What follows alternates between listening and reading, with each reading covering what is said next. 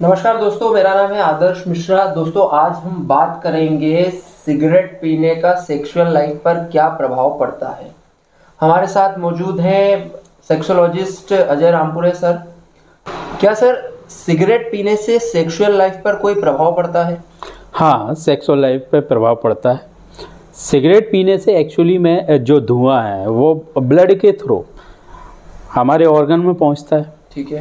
जब ब्लड के through organ में पहुंचता है तो उससे क्या है कि जो धुआं है उससे हमारे ब्लड का सर्कुलेशन कम हो जाता है। क्यों? क्योंकि जो ब्लड वेसल्स है वो थिक हो जाती हैं। ठीक है। जब थिक हो जाती है तो बहुत सारी प्रॉब्लम्स क्रिएट होती है। जैसे एक प्रॉब्लम हम मानते हैं कि शायद 450 करके एक एंजाइम है जो हर एक ऑर्गन में पाया जाता है, जो जिसका काम है हार्मोन्स सीक्रेशन में या क्रिएशन में या उत्पादन में मदद करना, वो प्रभावित हो जाता है तो आपका हार्मोन सीक्रेशन जो है वो प्रभावित हो जाता है।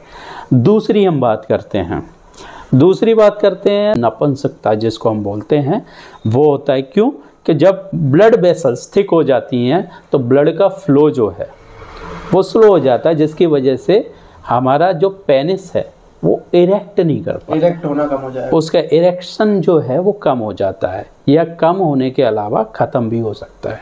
तीसरा जो है स्पर्म में जो डीएनए की क्वालिटी है वो खराब हो जाती है, दूषित हो जाती है। चौथा जो है, जो हमारे स्पर्म हैं उनकी क्वांटिटी, जो हमारा स्पर्म जितने निकल रहे हैं, मतलब स्पर्म के नंबर ऑफ स्पर्म्स जो निकल रहे हैं वो जो है वो कम हो जाते हैं। चौथा जो है स्पर्म की क्वालिटी के साथ साथ जो क्वांटिटी है उसके साथ साथ क्वालिटी खराब हो जाती है।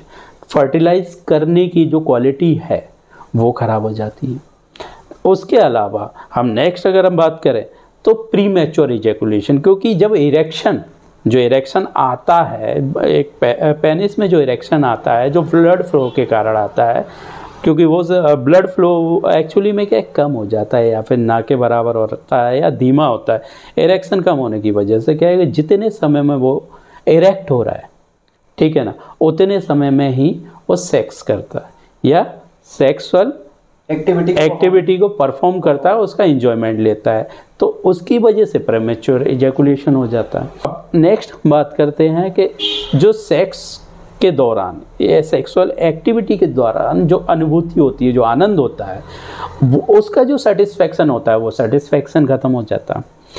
और नेक्स्ट हम बात करते हैं कि एक्चुअल में कि जो हमारी बॉडी से कुछ टॉक्सिन्स, आपने भी देखा होगा या सुना होगा, हमारे पसीने के थ्रू या जो भी है जो टॉक्सिन्स निकलते हैं, एक्चुअली में उसका जो क्रिएशन होता है वो भी धीमा पड़ जाता है। तो बहुत सारी चीज़ें हैं जो होती हैं, ठीक है ना। सेक्सुअल डिजायर जो है वो कम हो जाती है, सेक्स करने की इच्छा ही नहीं होती है। जब इरेक्शन नहीं आता है तो बहुत सारी चीज़ें हैं जिससे रिश्ते भी ख़राब होते हैं। एक पति जो है अपनी पत्नी से दूर भागता है, पत्नी के बोलने पे भी वो उसके पास नहीं आता है। ऐसे ही फीमेल में भी बहुत सारी प्रॉब्लम होती हैं, मेल के अलावा, क्योंकि आजकल तो फीमेल भी बहुत कंजप्शन कर रही हैं सिगरेट का। हम देख रहे हैं गुमटी पे, चाय टपरी पे या अलग अलग जोन्स में, स्मोकिंग जोन्स हो या अलग जोन्स हो, वहाँ स्मोकिंग करती हुई देखते हैं। तो जब हम उनको देखते हैं तो उससे भी बहुत सारी चीज़ें होती है, जैसे सेक्सुअल डिजायर है उसमें बहुत कमी होती है। दूसरा, सेक्सुअल डिजायर के साथ साथ फीमेल्स में गर्भाशय की जो बीमारियां हैं वो भी पैदा हो रही हैं।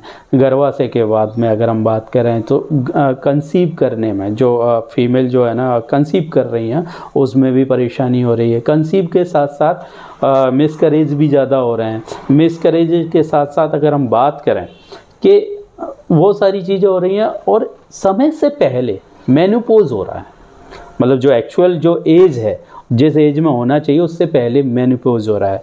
इनफर्टिलिटी आ रही है क्योंकि ओवम की जो क्वालिटी है उससे दूषित हो रही है, प्रभावशील हो रही है। तो ओवम की क्वालिटी जब प्रभावशील होगी तो स्वाभाविक सी बात है इनफर्टिलिटी होगी, और उधर जो स्पर्म की क्वालिटी है वो भी दूषित हो रही है या प्रभावशील हो रही है, जिसकी वजह से ना वो फर्टिलाइज करने के काबिल रहा है, ना ये फर्टिलाइजेशन के काबिल रही है, ना ये फर्टाइल हो रही है और ना वो फर्टिलाइज कर पा रहा है।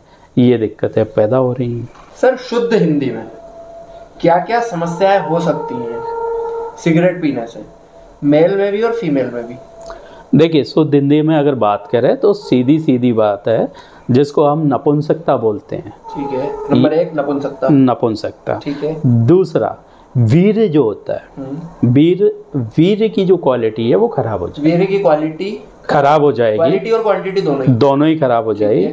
ठीक है ना। वीर्य में डीएनए होता है। हाँ। ठीक है ना। ठीक है। जैसे ब्लड में डीएनए होता है, ऐसे ही वीर्य में डीएनए होता है, वो जो है उसकी वो भी दूषित हो जाता है या फिर उसकी क्वालिटी खराब हो जाती है। ठीक है ना।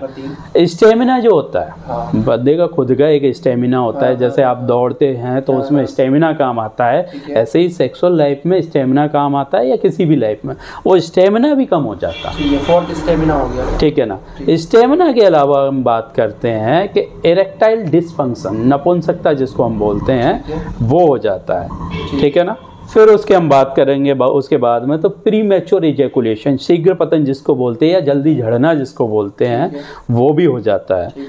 ठीक है ना। सेक्सुअल जो डिजायर है या फिर कामेच्छा बोलते हैं, वो भी कम हो जाती है। ठीक है ना। सेक्स के दौरान जो सेटिस्फेक्शन आता है, वो सेटिस्फेक्शन भी कम हो जाता है या खत्म हो जाता है। बंदा जो है वो सेक्स करने के इच्छुक नहीं रहता है, वो या तो अपनी पत्नी से दूर भागेगा या अपने पति से दूर भागेगा। मतलब अब ये तो लड़कों की बात हो गई। हाँ। लड़कियों में क्या प्रॉब्लम आ सकती है? लड़कियों में बांझपन आ सकता है, क्योंकि ओवम जो है उसकी फर्टाइल जो कैपेसिटी है, उसकी जो क्वालिटी है, वो उससे बहुत प्रभावित होती है, प्रभावशील हो जाती है, जिसके कारण वो फर्टिलाइज करने की जो उसमें शक्ति है वो खत्म हो जाती है या कम हो जाती है। ठीक है। दूसरा जो है वो समय से पहले मेनोपॉज आ जाता है। ठीक है। मतलब मेनोपॉज के बाद ओवम रिलीज नहीं होते हैं। ठीक है। ठीक है ना। तो वो आ जाता है। तो ऐसा गर्भाशय में कंसीव करने और कंसीव करने के बाद उस गर्भाशय में ठहराने के लिए जो शक्ति होती है, वो शक्ति क्षीण हो जाती है या प्रभावशील हो जाती है। ठीक है ना। उसके बाद जो सेक्सुअल डिजायर है उनकी, ठीक है ना, वो खत्म हो जाती है या कम हो जाती है लड़कियों में भी। ठीक है ना। ये मेन कारण है। उसके अलावा कैंसर तो है ही एक बहुत बड़ा कारण, जो एक्चुअली गर्भाशय का जो कैंसर है, लंग कैंसर है, ये तो है ही है अदर उसमें। उससे फिजिकल हेल्थ पे भी बहुत सारे प्रभाव पड़ते हैं, जो कि अलग अलग चीज़ों से होते हैं। ये सिगरेट और धुएं से बहुत सारी चीज़ों में इफेक्टिव तो है। मतलब आपका कहना है कि सेक्सुअल लाइफ पर सिगरेट का बहुत ही नेगेटिव या नकारात्मक प्रभाव पड़ता है? हाँ, सेक्सुअल लाइफ पे तो बहुत ज़्यादा नकारात्मक प्रभाव पड़ता है, क्योंकि सेक्सुअल लाइफ अगर हम बात करें कंजप्शन के ऊपर, जैसा कंजप्शन अगर रहा तो उस हिसाब से तो ना आप बच्चे पैदा करने लायक रहोगे, ना बच्चे कंसीव करने लायक रहोगे। कुछ लड़कियां सर हम लोग देखते हैं कि वो बड़ी तेजी से चाय के साथ में, जैसे लड़के जनरली करते हैं, हम लोग देखते हैं कि एक हाथ में चाय रहती है, उसी हाथ में सिगरेट रहती है। तो चाय और सिगरेट का कॉम्बिनेशन लड़के अभी तक करते थे, अब लड़कियों को भी हम देख रहे हैं। तो क्या इसके आप एक आने वाले 5-6 सालों में आप क्या नुकसान देखते हैं इसके? देखिए, जो ट्रेंड जो बढ़ा है चाय और सिगरेट का, या फिर दोस्तों के साथ सिगरेट का, या स्मोकिंग का, या हुक्के का, आज तो हम पी रहे हैं, लेकिन एक्चुअली में क्या है कि हमें उसके दुष्परिणाम या उसके हानि नहीं पता है कि हमें क्या हानि होने वाली है उससे।